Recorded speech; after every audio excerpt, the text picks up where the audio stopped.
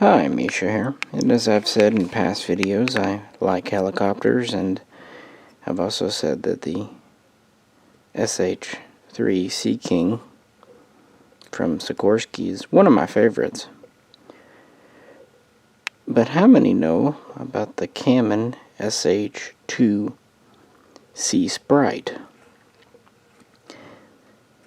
It's definitely a lesser known chopper, but it was in U.S. Navy service all told for over 4 decades.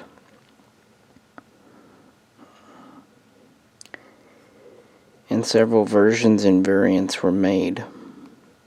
So I thought I'd do a video on it.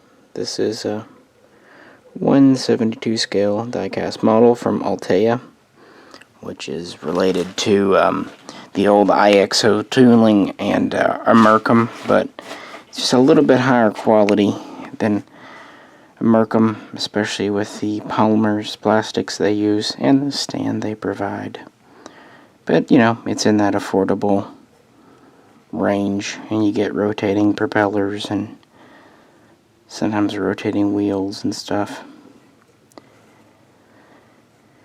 But yeah, the history of this critter. In 1956, post-Korean War, helicopters were becoming more and more useful. The new turboshaft engines gave them better speed, payload, range, endurance. And so the U.S. Navy put out a request for a new kind of general transport utility helicopter. And while several companies submitted designs, Kaman submitted the K-20 as its proposal, which was selected in 1957. The U.S. Navy ordered 4 prototypes and 12 pre-production or early production Block 1, if you will, models. So Kaman set to work, and the first prototype flew on July 2nd of 1959. And then it was soon joined by the other prototypes, and these aircraft would be transferred to the Navy, first for ground testing, but then they would enter the sea trial phase in 1960 and 1961, and then they would finally enter active Navy service in 1962. Now, initially the prototype was known as the HU-2K-1. And that was the old Navy designation system. And the production model was the HU-2K. But then, thankfully, for all of our sanities, in 1962, the Kennedy administration ordered kind of a joint naming system for the Navy, Army, Air Force, and just to try to kind of cut down on the clutter. And the Navy was one of the worst offenders. So this was renamed the UH-2. And we would initially have the 2A and 2B to denote subvariants. So what do we have here? Well, originally, this was a very typical standard helicopter. It was made quite small to operate from the decks of not just Navy carriers, but other Navy vessels, including frigates. It's only about 38 feet long, not counting rotors. Originally, it was equipped with one General Electric turboshaft engine. And that's really about it. It was a pretty standard old chopper. Had a standard crew of 3, at least later on it would. It would have a pilot and co-pilot, or a TACO, tactical officer. It would also have a CENSO, a sensor-operated officer, although that would come later. That kind of gets into what this is here. This is actually an SH-2F Seasprite, whereas the initial was the UH-2 Seasprite. Now, Kaman, this wasn't any kind of classified program or anything. This is a, utility helicopter. So Kaman was looking for foreign buyers, and Canada was an early, in interest. And by 1960, they were really saying, look, this is what we're going to probably buy because we need a new anti-submarine helicopter, as well as just search and rescue and general sea utility. But some in the Canadian government were looking at the specifications and what Kaman said this would deliver, and they said, look, the helicopter weighs a lot, it's a single engine, we're not sure about the performance. And at the same time, Kaman had given an estimate of around $18 million per chopper, and then they raised that to a purchase price of about $23 million. So it's more expensive, and they're not sure how it will actually work out. So Canada decided to hold off and see how the American sea trials went. And it's good for them they did, because the sea trials proved what they had feared. The aircraft was a little heavy, a little too much junk in the trunk, and underpowered. Therefore, it did not have the lift and speed that Kaman had originally projected. So instead, Canada ended up adopting Sikorsky's SH-3 Sea King. And that was really about it. There was no other real foreign takers in the 60s. But Kaman had a U.S. Navy contract, so they set to work. This was in Navy service in August when the Gulf of Tonkin incident happened. And it was also used throughout the Vietnam War, including in 1965 in Operation Rolling Thunder. It was basically a rescue vehicle. It would fly over and rescue downed American pilots, not just over the ocean, but also sometimes over land and even into enemy territory.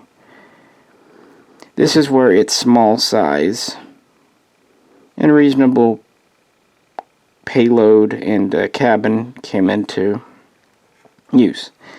But it was still underpowered. So a decision was taken around 1968 to remanufacture these with 2 General Electric turbine engines. And this really improved things. It gave it more range, better speed, better endurance, could lift more. And Kaman, since they were really at the end of the Navy contract, they had delivered the helicopters ordered, they decided to shut down their production line in 1968, shutting it down in 1969. However, this helicopter, it looked like it was over. I mean, it was a mediocre utility, and it was out of production. The manufacturer was moving on, only the U.S. Navy. So it was about dead. But then it was given a second life. It was reworked into the SH-2. Now that it had the more powerful double engines, it was able to be an anti-submarine helicopter. For this, it was fitted with a dipping sonar, and it could carry torpedoes. It could also carry missiles or anti-ship missiles, but in the U.S. Navy it really never did. And it could also carry other sensor gear required for this.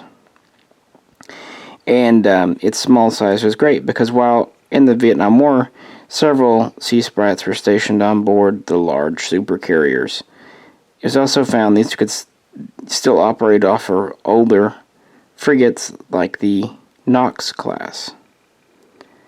So these were stationed on board other surface vessels to increase their sensor range and give them some protection against other surface ships or submersibles.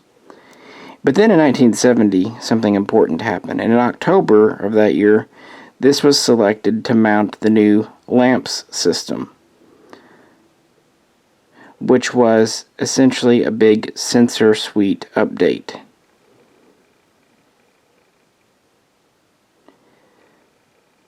And the first of these with the new system installed, flew in March of 1971 and was adopted into service as the SH-2D.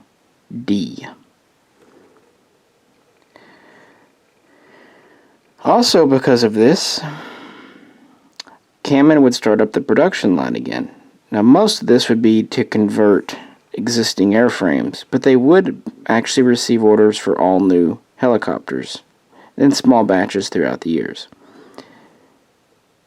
The new version would enter service in 1973, being soon joined by the SH-2F, this one here. And the F was like the D, it had the lamps system. It also had uprated engines. It had a rotor system with better endurance, better corrosion resistance.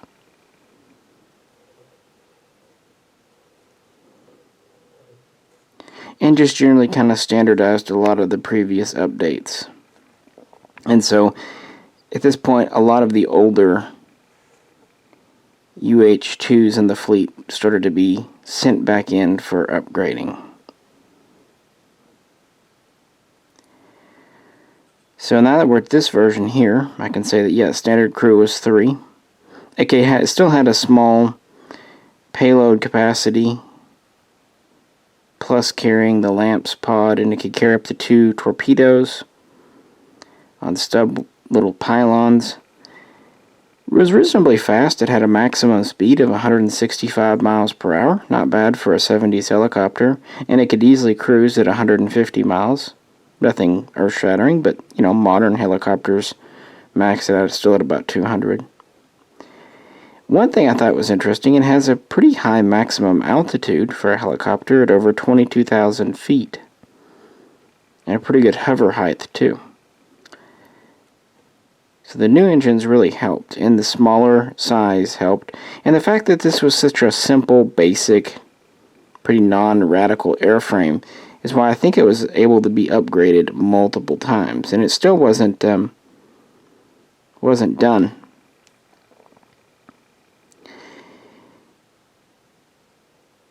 In 1981 through 1986, orders for new conversions and a few new production models would come around. And then in 1987, about 16 of these were upgraded with forward-looking infrared FLIR, as well as new chaff and flare systems and other updates and modernizations to kind of just improve their survivability, anti-submarine capabilities, and fleet defense capabilities. And this would ultimately result in 1991 with the final version of the Seasprite, the SH-2G, often called the Super Seasprite.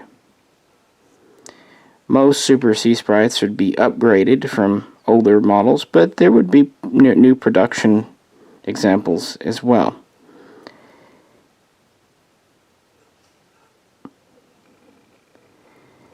Now, this would still see use in search and rescue, fleet, defense, sometimes still a little bit of utility, but really by the 1980s, all the older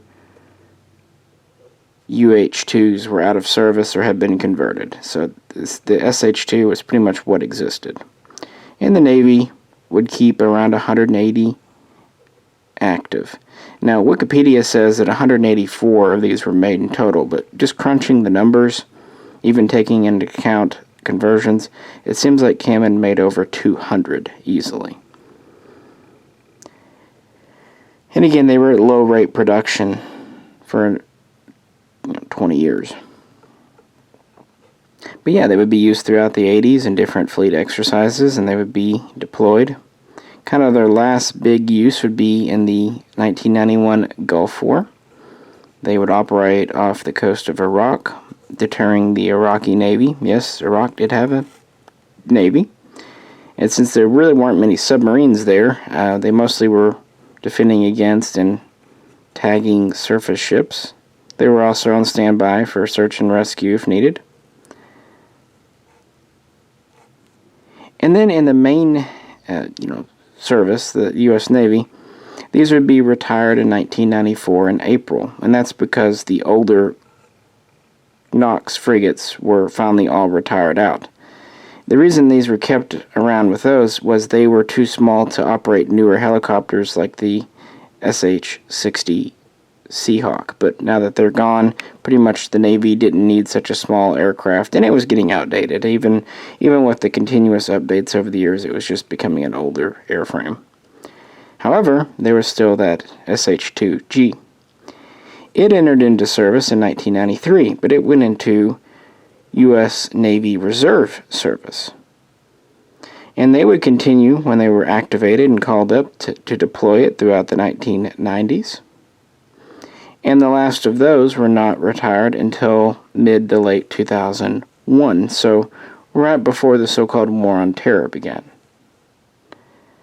And that was pretty much the end of service for the U.S. Navy in this helicopter.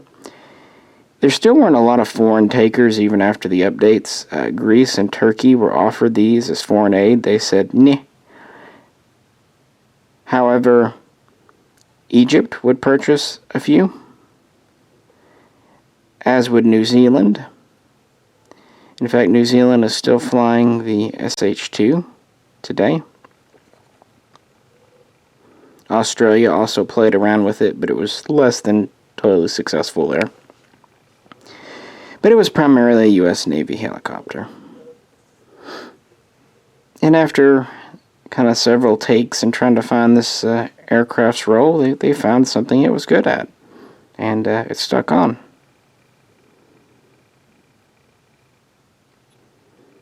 Kind of one of those quiet utility service vehicles. It was in the background for much of the Cold War era. But yeah. I think it's worth noting, and it's neat that Altea made a model of this. Again, this is kind of based on the old IXO tooling, but they tended to do a little bit of polishing to it. But I figured I'm recovering some of the other aircraft, and I haven't covered this one yet. So why not, huh? Anyway, if you have any questions or comments, please do post them below. And if you could, like, share, and subscribe. This is Misha, and I'll catch you very soon next time.